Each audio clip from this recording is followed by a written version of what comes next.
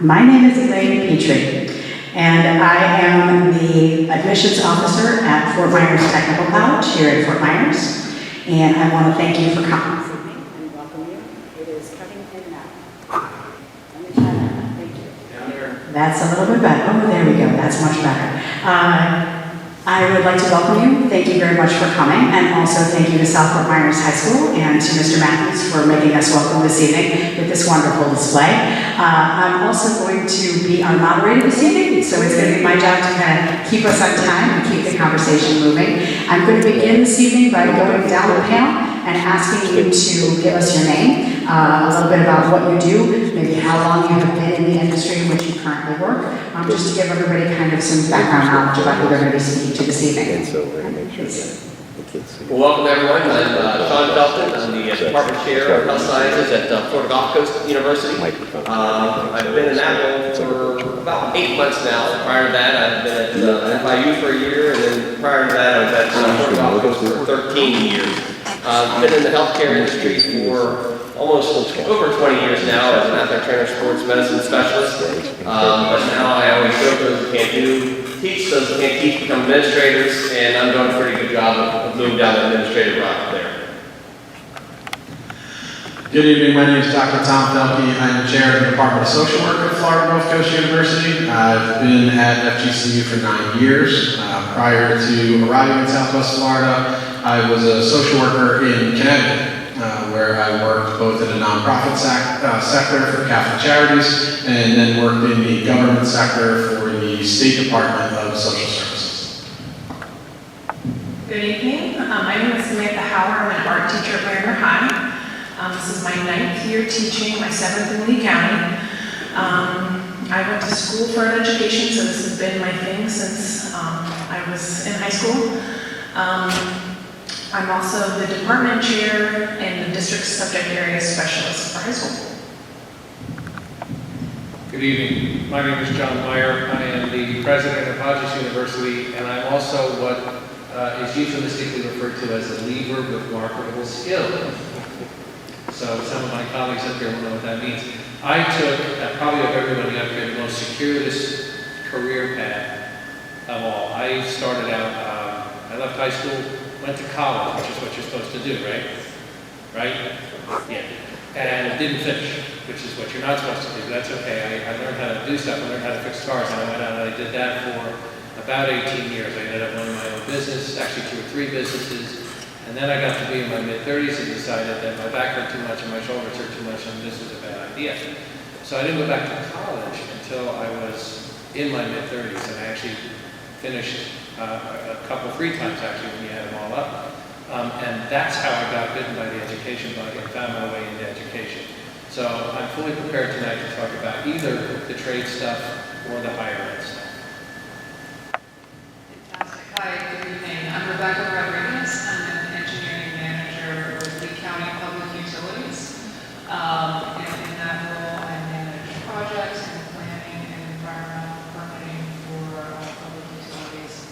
My background is in engineering, specifically solid waste and resource management for about 18 years. And I've been in private consulting. I've operated private landfill facilities, and I've also owned my own business. Changed majors when I was in college. I started off as a fine arts major, and then took a time on into engineering. So there's no straight path to any destination, and I'm happy to talk about any of the things that we do in different career paths. My name is Dan Kroger. I work for the Florida Masonry Apprenticeship and Education Foundation. Excuse me, that's not COVID-19. Currently, I'm working in schools, trying to bring the trades back into schools, help set up programs, construction-related programs. My background is from Central Nebraska and owned a remodeling and home building company, and moved to Florida. Been here for 6 years. Good evening, everyone. My name is Sam Lewis. I homegrown in Fort Myers. Actually grew up right down the street on Plantation Road. Didn't go to this Fort Myers, went to the other Fort Myers and down by downtown. But I went to school and for something completely different than what I do now. Graduated, and now I own a screen printing and embroidery company here locally that I started out of the garage, and it's been going strong for about 9 years now. So I consider myself a social entrepreneur and learned everything that I know today and what I do as a career on YouTube. So similar to John, I'm prepared to talk about the importance or lack thereof of secondary education if you want to learn a trade skill or a different industry that may not require a degree. Good evening. My name is Mark Rowland. I was raised on a farm in Nebraska and joined the Air Force. Was in there for 4 years and came back to go to college. Also worked at the post office only to go back to the Air Force as a nuclear missile launch officer. Got out of there and worked for the Department of Education for a year. My background is a master's in education with endorsement, guidance and counseling. Was given the opportunity to open my own business, and I own my own insurance business for 20 years. And Florida looked like a good place to come because everybody was coming here, so I came too. Not sure that was a good idea, but anyhow, I work for eMate. We're a software company.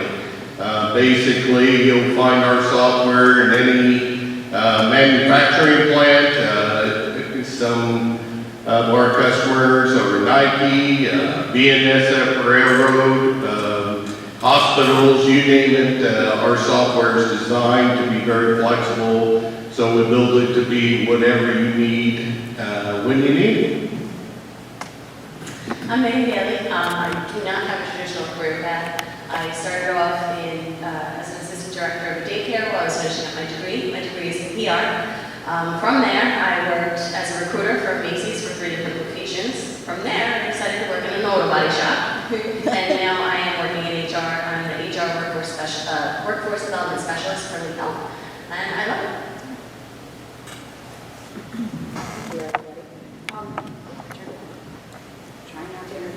So, one of the things that I was curious about is we all come from such disparate backgrounds.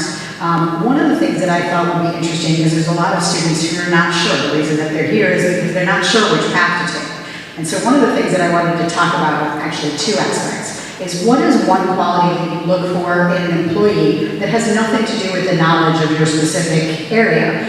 It's just a quality that they can work on just as a personal and professional kind of goal within themselves, regardless of what industry that they might want to go into. I was wondering if anybody had any insight that they would like to share on that topic. Please. Never one to shy away. In a non-traditional way, I would say, for me, what I always look for when I'm interviewing people or when I'm talking to people about career changes or any of those kinds of things is I look for a sense of humor. And the reason that I do that is, first of all, I think it's a sign of intelligence. And second of all, I think if you take life too seriously and you present yourself as taking life too seriously, it can be a little overwhelming for some of the people around you. So I think it's important to be able to be serious about what it is that you do, but also be able to have a little fun while you're doing it, and to be able to laugh about yourself or laugh about your situation and things that are going on. So to me, it's really important to demonstrate a sense of humor. Along with that, the other thing that I look for is an indication that you are possessed of a work ethic, that you will take your responsibilities seriously. You still have fun while you're doing it, but you take your responsibilities seriously. You're going to come to work on time. You're going to get projects done on time. You're going to get done what you need to get done on time. You're going to comport yourself appropriately, dress appropriately, those kinds of things.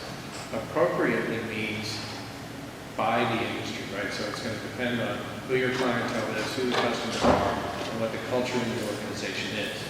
But those would be my top 2 things: work ethic and sense of humor. Those are great, and I'll add to that, and I think in addition to good work ethic, tenacity and grit are really important qualities, because as you go through your day or to go through projects, you're going to encounter obstacles, you're going to encounter hurdles, and just being able to get up, come back in the next day and get back to work, take challenges and be able to adapt to the challenges and get up and keep going. So I would say tenacity. And then in addition to a sense sense of humor, just being kind and a kind person. You're going to be working with people. The people that you work with are people. They have their own lives outside of work. They come into work with different things going on in their lives, and just being able to understand that and have empathy for the folks that you're working with is very helpful throughout your career. I would say from our side, two things. So as this can be attributed to either the social work profession or education, is I always talk with my students about having a specific passion. So in social work, we get a lot of students who come in and I ask them, why are you here? Why did you choose social work? And they'll say, well, I want to help people. And I say, well, that's great. You should want to do that anyway as a decent human being. What I want to know is who do you want to help? How do you want to help them? And where do you want to do it? And so that's the part of it. So I want them to actually do their research. And, we always talk about that when you have an individual who comes in and interview. They should always know something about the organization that they are interviewing with. And what do you know about our company and how can this be a good fit? So making sure that they have a specific passion for why they want to be in that setting and what they want to accomplish in that setting, I think is really important from our perspective. So to piggyback off that from a teacher standpoint, really not just having that research and knowing what it is that you want to do, but having that passion behind it, but also that level of learning, that the comfort level with the ambiguous, this constant search for knowledge is really important as a teacher.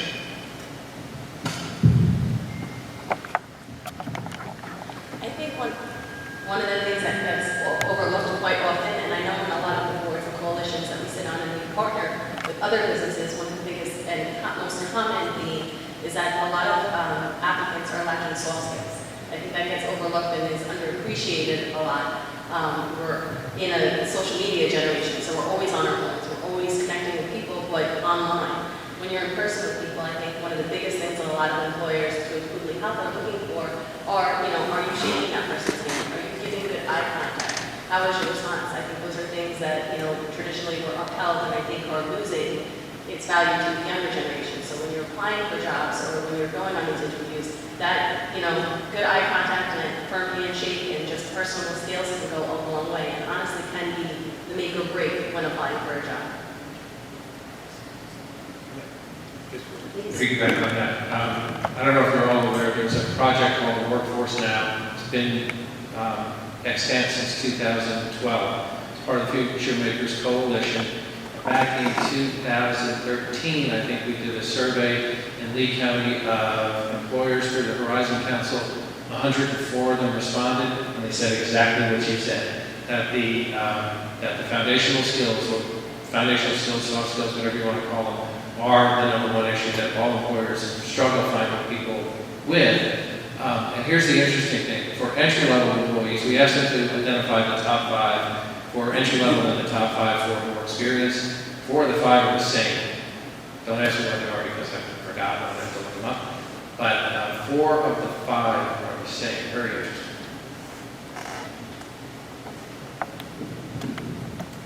I'm going to take you back now. Be teachable. I do a lot of the masonry. I do a lot of work with the masonry concrete block, and due to the United States completely getting rid of basically all construction programs, which we're trying to bring back, in the state of Florida, we are the #1 block producer anywhere. I go into a high school with a Cuba block and masonry trowel, and I hand it to some kid that doesn't even know what it is. And I expect them to throw some mud down and stack a block on top of it. I know they're going to fail. I know they're going to fail. I've done it enough times to understand this is a tool that you need to be taught how to use. And be teachable. Understand that when you get into the job, say if you want to be a mechanic and you think you have good mechanic skills, you don't have as good mechanic skills as somebody that's been there for 20 or 30 years. You can always learn something from somebody. So always be in a position to be taught.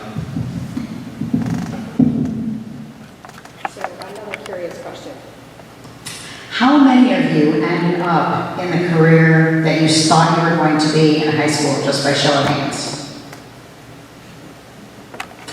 How many of you kind of almost? All right, so you got one take on that one.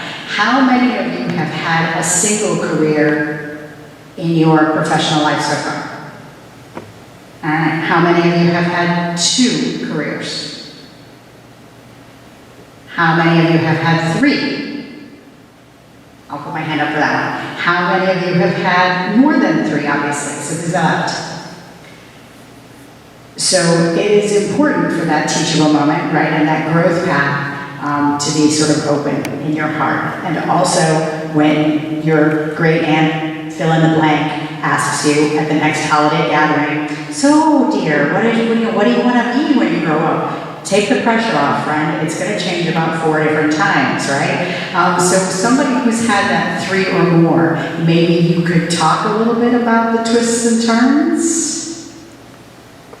Please. Yeah, I think, I was set up leaving West Virginia. I'm a first gen in college, first one in my family. I was an only child, and I knew enough that I needed to get to college, and I thought I was going to be an athletic trainer and work in sports medicine. And I was on a fast path to that, and went through to one of the best athletic training programs in the U.S. at WVU. And here comes a young boy from a small town in West Virginia to the largest place in West Virginia, 25,000 student land-grant institution, completely, biology rooms larger than this. So that was a bit of a challenge, but long story short, we got through that, fast track, going to become a graduate assistant at the University of Louisville. After a year into my master's program there, working, for labor, you got my education paid for, and I was making, I thought I was a rich person making $6,000 a year as a graduate assistant. The assistant athletic trainer left for Arizona State, and here I am, 22-year-old, ready to jump in as the assistant football athletic trainer at a major Division I institution.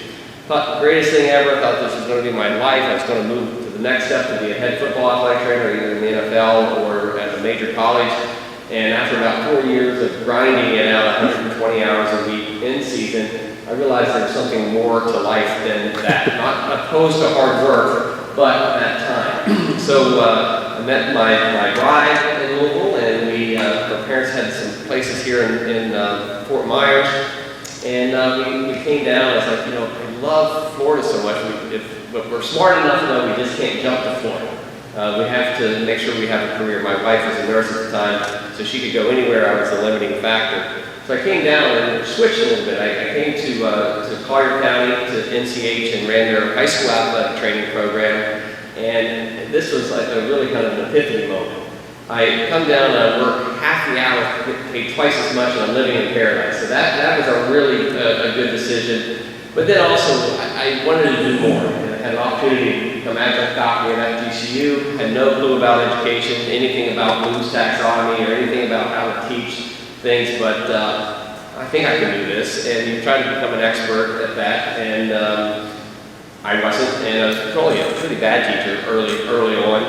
And but being in the academy, as Tom would say, you've got to get a doctorate, and you had to make those decisions. So, I think what I learned in that is what you want. At 22, you probably don't know what you want, and set yourself up to be able to have those pathways. So as we alluded to, you're going to change your career 3 or 4 times. Work as hard as you can in what you're doing, and then other pathways will come. And I've learned over life, because I've seen people do this, they always go work towards the next job.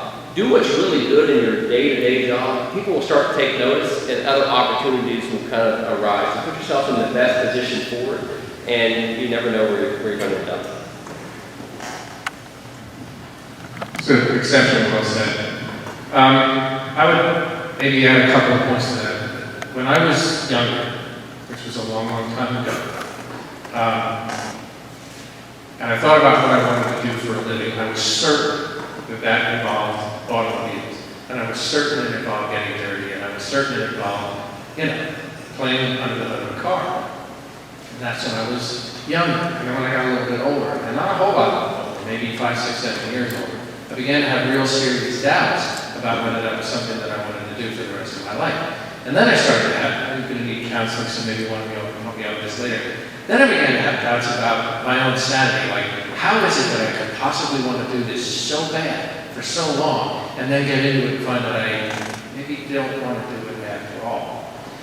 And fast forward, I actually going to international college, which is what Hodges University was before it was Hodges University, took a class, and in that class, we were exposed to a guy named Peter Drucker, who was the father of modern management. And one of the things that Drucker had to say was, the odds of going into being in the career that you're supposed to be into, from going from a young person and staying in that career, are like 1,000,000 to 1, that it doesn't happen. And in Drucker's view, the reason it doesn't happen is because you don't have enough life experience necessarily to know what it is that you're going to do. You know what you're interested in, and you know what immediately appeals to you, but you don't really know enough about yourself, or enough about the world, or enough about careers, or enough about any of it to make an informed decision. And then the worst thing of all that can happen to you is whatever it was you were interested in, you end up being good at. And then, why that's a bad thing is you can potentially get trapped. And that's what happens to people like me. You get into an industry, you're making some money, you buy a house or whatever it is that you're doing, you take on some responsibilities, and it becomes then infinitely harder to hand in that dinner pail and go and change your mind and go and do something else. Then you're going to layer in one more thing. As you get older, and as you learn things about yourself, and you learn things about the world, and you interact with other people, and you just get to be a better and more experienced human being, your interests change, they mature, and then you find new things that you're interested in, and you get bored with what you're doing, and you go and look at the next thing. So I think the advice about doing the best you can in each job that you're doing is exceptionally good advice, because that's how you get from one thing to the next thing. It isn't that there's some extreme pressure today to pick a career. You're going to be a nurse, and then you have to do that the rest of your life. The only pressure today is to decide what you want to do today. Worry about 5 years from now, 5 years from now. Okay, my career pathway started when I walked into my high school, small Nebraska school, my high school counselor. And I told him, what do you want to be? I said, I want to be David Letterman. He laughed. You kids are going to Google David Letterman. He laughed very hard. I thought I was well on my way. So he straightened up and he said, isn't your dad a concrete man, contractor? Why don't you go be a contractor? I was like, okay, I guess that's what I'll go do. So I started doing that, working for several years, doing a lot of concrete and just remodel work, learning a lot from my dad. And then he told me, hey son, it's time to get a job. And I was like, well, this is a job. I thought I was doing a job. And he decided to downsize a little bit. I went and became an electrician for several years, and then got tired of that, did some stuff with the Army, and then got engaged, and my wife said, we are not living in your small hometown, and moved to the big city, started remodeling and building houses. One of the things I learned, if you are going on, and once you actually look back at it, it'll be an adventure. Once you start your little adventure of, where do I want to be, I asked the question to a lot of students that were, where are you going to be at 3 years? Where are you going to be at 5 years? Where are you going to be at 10 years? Because one of the questions I ask after that is, what are you going to be doing at 6 o'clock in the evening every single time? They say, well, I'm going to be eating dinner. I said, well, you're going to have to figure out some way to pay for that dinner for the rest of their life, and they're going to gain more responsibility. So one of the things that you can really learn from that is when I was an electrician, the city needed electricians. When I became a remodeler, the city needed electricians. When they needed home builders, I became a home builder. So take a look at what the economy is demanding and maybe set yourself up that way. So I'm just going to add on to the doing whatever career it is that you're doing to the best of your ability. And I think there's a much broader point there that probably everyone would agree with, that starting today, for you all, one of the biggest things I've learned by being an entrepreneur and spinning my wheels for the first 5-6 years, losing money, taking enormous risk, was I looked back and I said, wow, what if I would have actually had the ability to go back and do every little thing along the way to the best of my ability. So it's not just about when you get to your career, but I think it also applies to today, as you finish high school, possibly go to college, maybe not, maybe you enter a different career field, but everything from, as cliche as it is, but to making your bed, tying your shoes, doing your homework, but to put as much energy into doing those things the best as possible, because it's a lot more difficult when you get out of school and you're trying to put food on the table, whether it's for yourself or maybe a young family, to go back and retrain yourself to put those attention to details, into your everyday life. So definitely, I always tell when I talk to students, whether they're visiting our business or otherwise, is to really focus on yourself now. And that's both physically and mentally. Mental wellness is a huge component of the labor force today, of just people being healthy, not getting burnt out, being excited and being high energy about what they do. And again, that's a lot harder to go back and reverse once you go flying into whatever career it is that you start with. So, some more practical advice. Thank you very much. Turn this off. All right, thank you very much. So the next question is, if these folks are thinking about joining the workforce, right, most of them, everybody in high school, the students in the room, everybody in high school, okay. So they're going to be entering the workforce in anywhere from 2 to say 6 or 7 years, depending on what path you take post-secondarily. So I'm curious, what kinds of things do you see being needed in your industries within that time frame? And keep in mind that in 2 years, these folks will not have a bachelor's degree, right? In 6 years, they would. And if you think it's going to require more than that, to maybe let them know. But just where do you think those gaps are, and what are the best ways to fill them in your industries? Yeah, I can take a shot at that one. There's plenty of opportunities in public works management, and needed occupations are water and wastewater treatment plant operators, which do not require a degree. Also, there's certifications for solid waste operators. So these are certification programs, but you can actually start off as a trainee and get experience building experience at plants and be on the management track to get certification and then to move up the chain in management for those industries. Other needs that we have are heavy equipment operators. We need diesel mechanics. We need welders. We need a lot of the folks that these folks are talking about, as well as field technicians, environmental technicians that go out and perform monitoring and sampling. And we also need scale house attendants. Our facility processes over 800 trucks a day, and each one of those trucks has impact with a person going in and going out. So we have plenty of opportunities in public utilities management for entry-level services. And also, like we've been talking about, when you come in at an entry level, you learn your job, and then you're able to advance and start going into supervisory skills and management. And the county especially is an excellent place to start with, and then to work your way through the ranks and become upper-level management without necessarily having to start off with a degree position.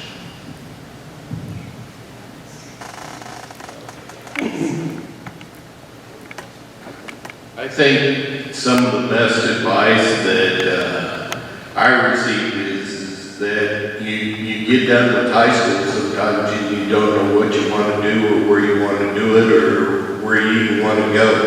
And while I'm not a military recruiter, the military helped me out a great deal. I had no idea that I wanted to go. I joined the Air Force, and it was probably one of the best things that I could have ever done. They paid for my 4-year degree. They paid for my master's degree. They helped me to find my way at a time when I didn't know my way. I was wondering what I was going to do, and they kind of steered me in the right direction, so to speak. And it was one of the best experiences I've ever had. And there's nothing wrong with the military or its experience. And it's an opportunity for you to grow up. I certainly grew up. I was a much better student at 21 than I would have been at 17. And I actually took school seriously at that point in time. So you can look at a lot of different avenues, but if you really have no idea what you want to do, that's a possibility where you get a lot of help. And even today, my one son went through ROTC, and they help with colleagues, that's another avenue. I'll talk a little bit about the healthcare industry. I think anywhere throughout healthcare, it's growing rapidly. I think if we look at all of our BLS statistics, the Bureau of Labor stats, anywhere between 18 to 30% growth in most healthcare industries over the next 10 years. So I think everyone in the room has a great opportunity there. I think what I would like to kind of highlight, and Tom, please jump in on this as well, is that I think we have an opportunity both at the technical area of healthcare all the way up through your advanced practitioners and also into both clinical and non-clinical ways. I think oftentimes we think of healthcare of physicians, nurses, but there's so much more to the healthcare industry as we need to be there. I think if you look in terms of even information science, where we're moving toward in terms of how we're tracking individuals, healthcare informatics, data analytics, the EMR, big science, computer science areas here. So the healthcare industry is constantly changing and a lot of opportunities with a lot of job growth there. But I think also, as I was mentioning, at more of a technical places, whether a technical college or a state college system, to where you can get out and get a 1 or 2 year degree there, get working in the healthcare industry. Many of our providers, both here locally and nationally, has a tuition remission program that can help maybe advance your career. So maybe come out working as an LPN, get hired on, and then you move forward and go back to school and get your BSN, and then have someone else help pay for those things. But I think healthcare, you can't go wrong. But I think what I would want to really, the salient point is there's more to healthcare than bedside care, and there's so many other aspects of that. Yeah, so I would add that, social work, we're a bit of a different profession because people have varied views on social work and what we actually do. The fact of the matter is you can find social workers in almost any type of agency out there. We're in school systems, we're in healthcare settings, as Sean was talking about. The military is actually the largest active recruiter and employer of graduate level social workers, which a lot of people probably don't realize. And the benefit we have at FGCU is we are the only academic social work program in the region. And so much so that, to go to Sean's point about, finding that pathway, we've actually established a formal pathway with Florida Southwestern, because about 60% of my student population comes through the state college system. So we've partnered with FSW to make a clearer pathway for individuals to come from the state college system into the university system. And that's not just our program, I'm just using ours as an example of kind of highlighting what Sean mentioned of what you can do in terms of trying to, find where you're going to end up eventually, starting off maybe in a state college system with an associate's degree, getting your general education coursework out of the way and really talking and experiencing some different things through internships and externships and those types of programs, doing some shadowing, doing some very basic level employment in the field before you move into a program like mine, which really encompasses your junior and your senior year. So, we're really considered an upper division degree. So it's a little bit different than some of the other pieces that are out there.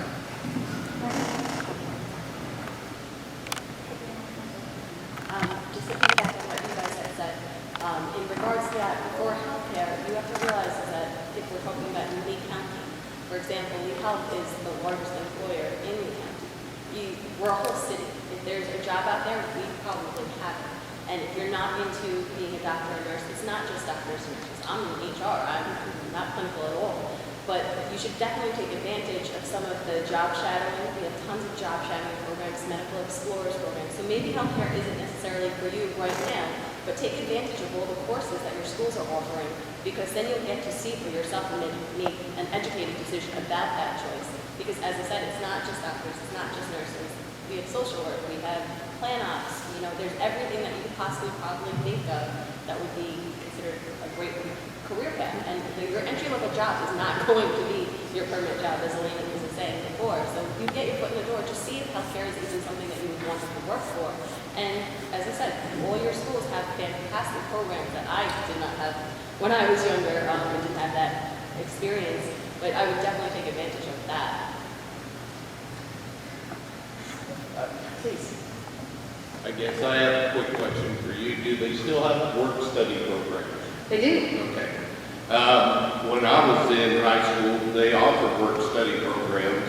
I can tell you that we're a software company, and if someone was interested in software, you know, all they would have to do is come and knock on our door as an organization. Tell us that you had an interest and you'd like to do a work study or some kind of internship with us, and we would open the door. So I'm sure there's other organizations that are willing to do the same thing. So if you have an interest in an area, why try and find someone that may entertain the idea of you working there, whether it's for free or for, you know, for pay. I mean, the experience is worth it either way.